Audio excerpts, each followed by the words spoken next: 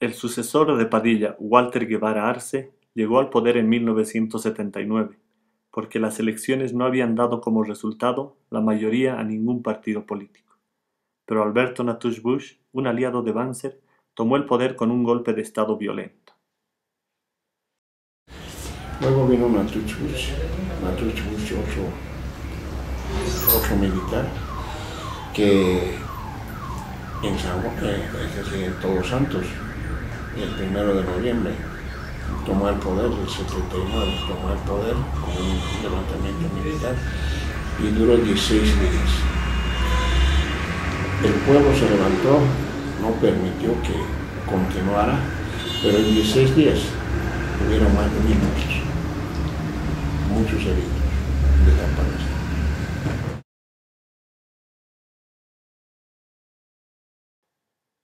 Después de la destitución de Natush Bush, la primera presidenta de Bolivia, Lidia Gayler Tejada, llegó al poder. Ella organizó otra vez elecciones democráticas, pero antes de que los ganadores pudieran tomar el poder, hubo un golpe de Estado del primo de Lidia Gayler, el general Luis García Meza Tejada. Y el 17 de julio del 80 ha sido el último golpe de Luis García Meza.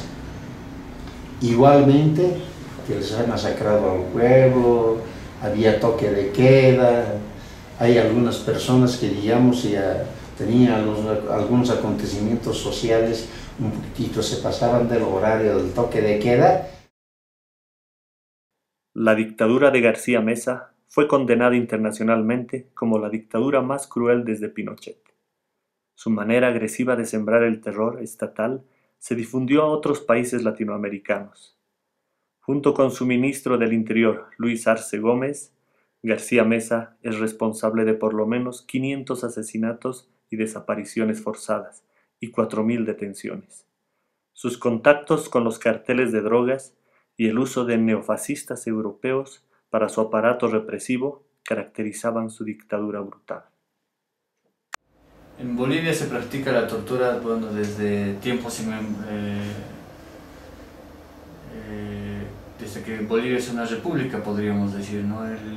Antes, históricamente, la tortura era aceptada, no en Bolivia, sino en todas partes, como un método de interrogación legal, ¿no? Pero en Bolivia, en nuestra primera constitución en 1826, por ejemplo, ya estaba prohibida la tortura cuando tuvimos nuestra primera constitución como república, ¿no? Entonces ahí decía que no se podía someter a vejámenes a ninguna persona por ningún tipo de razón, ¿no?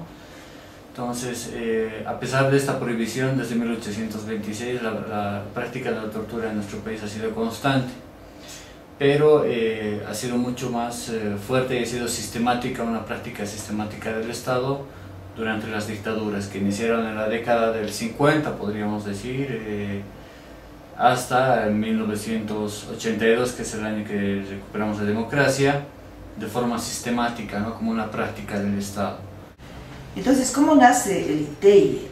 Hay que decir que en todos los países de América Latina, del Cono Sur, existen este tipo de centros donde las personas que han sufrido tortura y otras formas de violencia de Estado durante las dictaduras tienen atención médica, psicológica, social, quiere decir una rehabilitación integral.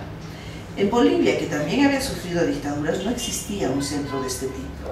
Sin embargo, existían personas afectadas. Entonces, la creación del ITEI, que se hace en agosto del 2001, corresponde, como en otros centros de América Latina, a la iniciativa de personas que salieron al exilio y que después volvieron a sus países y crearon estos centros. Entonces, el ITEI nace de una iniciativa privada, si tú quieres, de dos personas, ¿no? Emma Ponce Bravo y Andrés Gautier, que queriendo volver a Bolivia, Emma Ponce Bravo como exiliada, ¿no? Y Andrés Gautier como ciudadano suizo, pero muy comprometido con la realidad latinoamericana, buscan crear este proyecto porque correspondía a una necesidad en Bolivia. No existía ningún tipo de asistencia a las personas que habían vivido 3 dictaduras en Bolivia, ¿no? Entonces, cuando se constituye el ITEI, como visión del ITEI, ¿no? El ITEI enmarca su trabajo en un compromiso político, ¿no?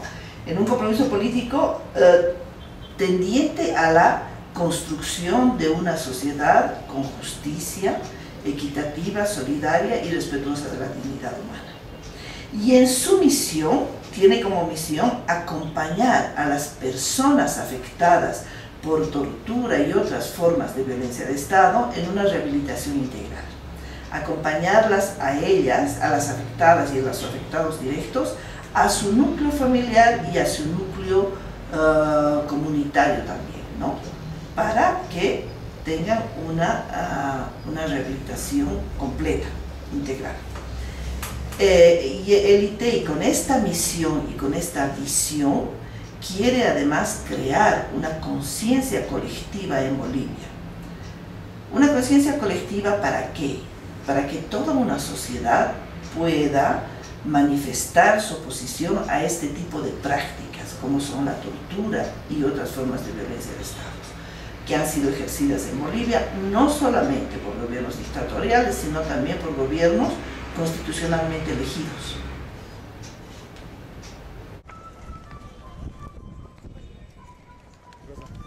A lo largo de la historia mundial, la tortura siempre ha jugado un papel importante en la represión y persecución de personas.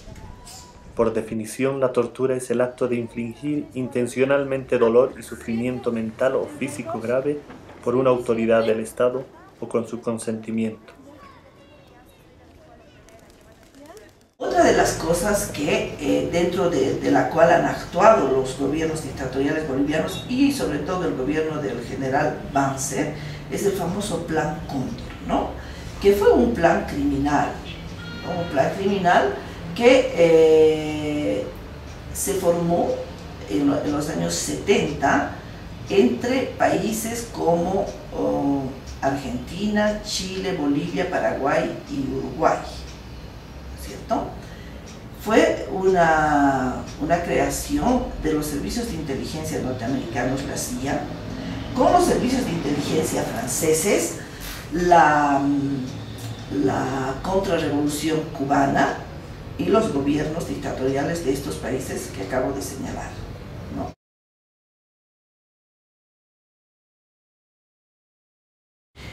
Entonces decía que el Plan Cóndor se constituyó en una organización clandestina, ¿no? Que trabajó también a nivel internacional, ¿no? Contra el terrorismo y la subversión. Eso significaba la persecución a todos los militantes de izquierda, pero también a su núcleo familiar y muchas veces a sus allegados. En la época de la actuación del Plan Cóndor en todos estos países, si bien han muerto, han sido asesinados, desaparecidos, reprimidos muchos militantes de izquierda, ha habido mucha gente que también ha sido reprimida, asesinada y desaparecida, que no tenían militancia política de izquierda, ¿no? Que de alguna manera habían sido dirigentes de sindicatos, dirigentes de organizaciones estudiantiles. Entonces la represión se extendió a todos aquellos que eran militantes y a todos aquellos que pensaban diferentemente que las dictaduras, ¿no? O que eran opositores a las políticas dictatoriales. Organizaciones de derechos humanos estiman que 50.000 personas fueron asesinadas, 35.000 todavía están desaparecidas y 400.000 fueron detenidas. Yo a mis 17 años estaba siendo agricultor en la zona tropical de Bolivia, a mis 17 años. Había organizado la primera organización campesina en la zona tropical de Bolivia, ¿no? Era dirigente y también era agricultor, allá se dice colonizador. Entonces nosotros teníamos muchos problemas en la comunidad, falta de escuela, falta de medicamentos, falta de caminos y un montón de problemas que tienen las comunidades. Entonces yo y otros compañeros hemos estado pidiendo al gobierno, luchando para que nos proporcionen estas cosas para que la comunidad pueda vivir mejor. Esta había sido la causa por la que cuando viene el golpe de Estado del 21 de agosto de 1971 con Banzer, entonces nos persiguen a todos los que éramos dirigentes campesinos. Nos decían que éramos comunistas, guerrilleros, bueno, todo lo peor, ¿no?